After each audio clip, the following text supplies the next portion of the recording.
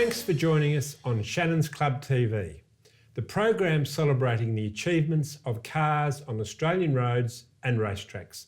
You'll find previous episodes of the show on the Shannons Club website, along with the full road and race histories by Mark and me. Now, coming up, we'll meet a proud owner of our feature car and get the latest market news from the Shannons auctions team. Right now, though, the locally assembled British GM sedan that in many ways was superior to its Holden stablemate, the PA Vauxhall Velox and Cresta. In 1958, the PA Vauxhall Velox and upmarket Cresta set a new standard for locally assembled mid-size family sedans. It had been 6 long years since the 6-cylinder E-Series Velox and its 4-cylinder sibling, the Wyvern, had gone on sale locally, offering alternative choices for potential Holden buyers who either didn't want to hang around on a waiting list or wanted something different from their neighbours' Holdens. Those 1952 Vauxhalls followed the brilliant template set by Chief Engineer Russell Begg for the 48-215 Holden. The Wyvern was comparably priced to a Holden, while the Velox commanded a 10% premium, positioning it close to the Ford Zephyr. Vauxhall had developed a strong brand loyalty through the 1930s and into the early post-war years, thanks largely to the General Motors connection. When the sleek new PA models arrived, they represented a significant step up from the FC Holden. While the styling was heavily US influenced, these British cars were more tasteful and integrated than, say, the 1958 Chevrolet. The interior too was elegant and understated, a masterpiece. With its taller, narrower body, the FC looked instantly dated, but impressively the Vauxhall also honed from long experience of Australia's rugged conditions, matched the Holden's 7 inches ground clearance. Despite more weight and similar engine capacity, the Vauxhalls had usefully more performance. 3 seconds quicker to 60 miles an hour and 5 miles an hour faster at 87. Meanwhile, the equally quick Zephyr Mark II already looked old. Mark, the Vauxhall's superior performance must have appealed to those with competition in mind. Well, certainly in 1960 when they were setting up the new Armstrong 500 race at Phillip Island. And keep in mind, the latest model Holden then was the FB, and this Vauxhall was superior to that car in a lot of ways. It had more power, it had more torque, it was quicker over the standing quarter mile, it had a higher top speed, and most importantly, it had much bigger brakes. Now, if you think the FB and the Vauxhall would have been competing against each other in the same class based on their engine capacity, no brainer, you go with the Vauxhall for a race like that. Absolutely, and they did. Yeah. In fact, there were no FBs in it, as I recall. No, that's right. There was talk of a multi-car FB Holden team, but they didn't enter due, apparently, to oil surge problems with the engine, so we didn't see a Holden in that first race at all. Imagine how embarrassing it would have been for GMH if they'd run a team of FBs and they'd all had their engines blown up. Not worth thinking about. Not just blown into the weeds by the Vauxhall, but blown up. Yes. And there was more to come.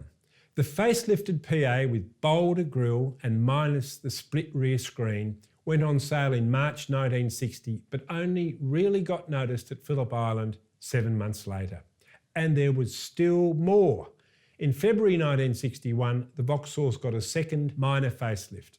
A larger engine delivered a big lift in performance, and Mark, it's easy to see why so many buyers chose a Vauxhall Cresta or a Velox over the lacklustre FB or EK Holden. Yeah, well, the Vauxhalls were more expensive than the Holdens, of course, but the extra spend was certainly worth it after they won Australia's toughest car race.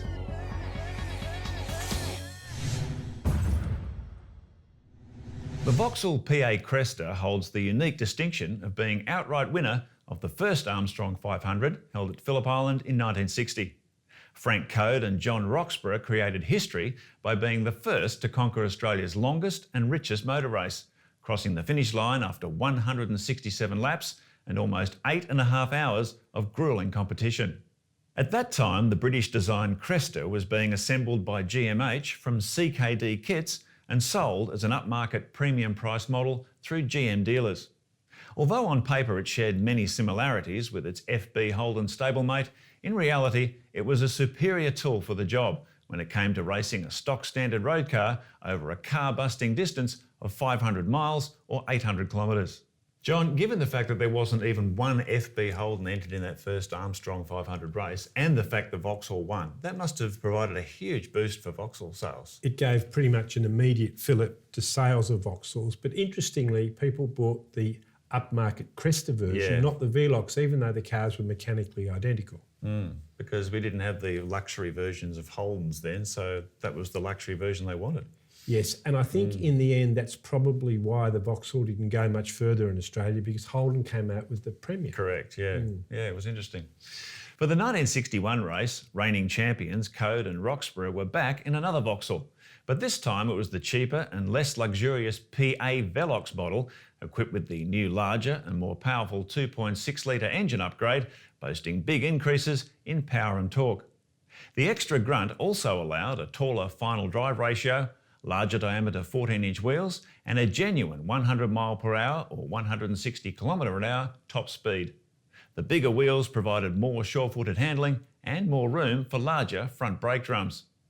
Although Code and Roxburgh were fastest in practice, their PA Velox dropped out of winning contention during the race after Roxburgh misjudged a corner and left the circuit at high speed, damaging the front suspension and putting the wheels way out of alignment. The final Armstrong 500 appearance of a PA Cresta was in 1962, when Code and Roxburgh suffered their greatest disappointment. Their Cresta was forced to retire early with terminal steering damage, caused by potholes on the deteriorating track surface. Even so, the PA Vauxhall Cresta's legacy as the first winner of Australia's great race will never be forgotten. You can read many other great road and race stories on the Shannons Club website.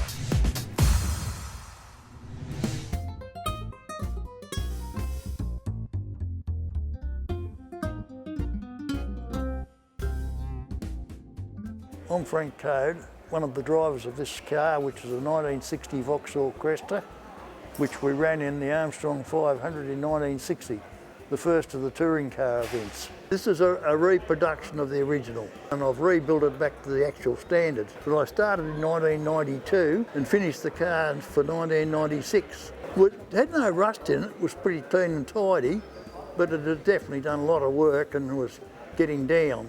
I had an engine block that came out of the original car. We used that when we rebuilt this motor. So that's one of the original bits from the original race car.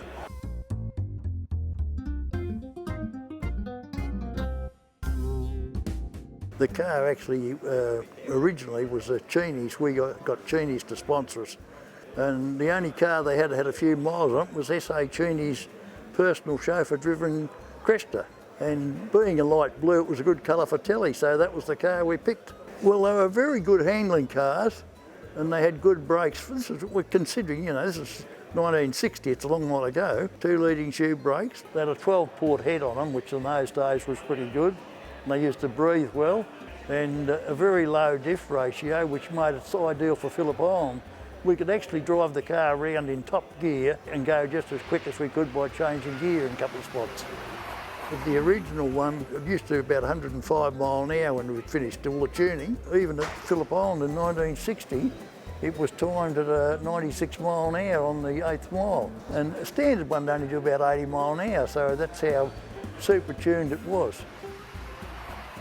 We knew we were going to win it quite a while before the race finished, and I think the best part of it was coming down towards the finish 4 laps ahead of the rest of the field and seeing that checkered flag.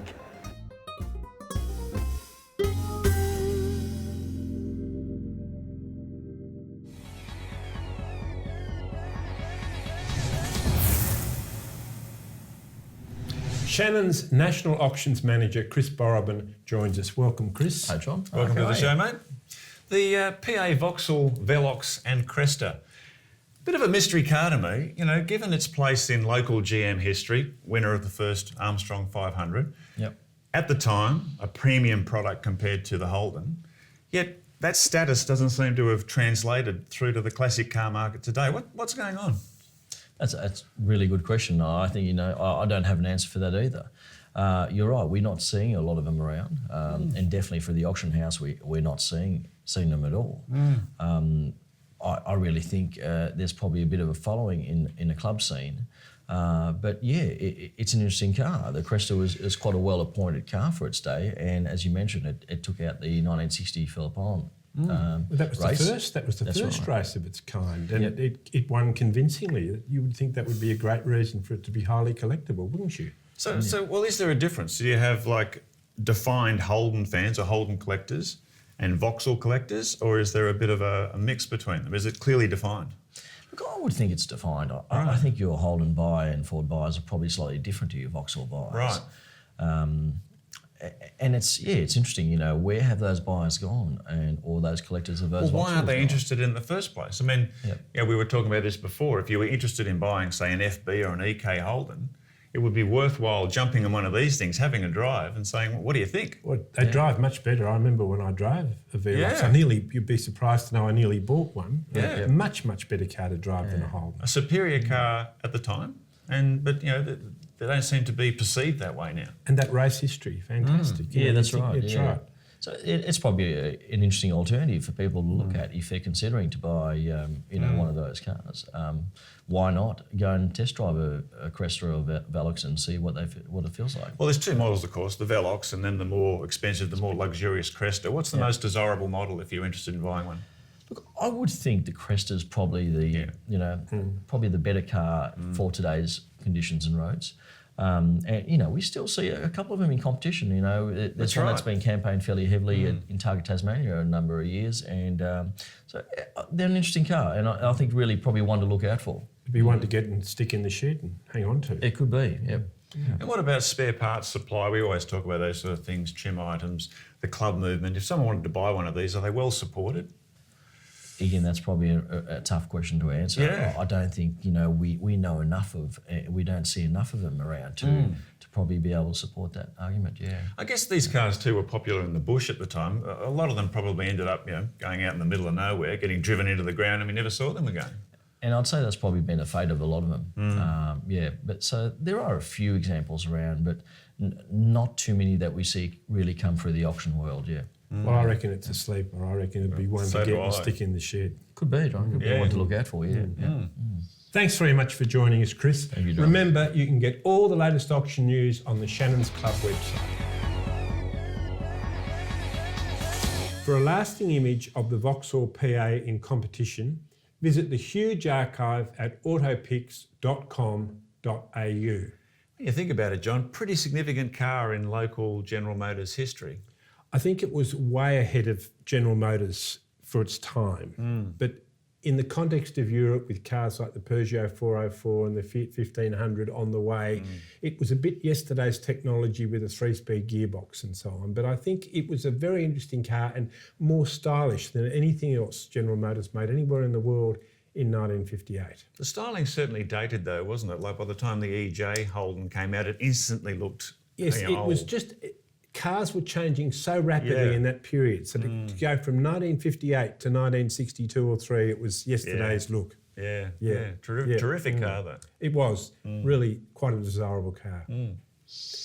We hope you've enjoyed this look back at the Vauxhall, and we look forward to your company next time on Shannons Club TV.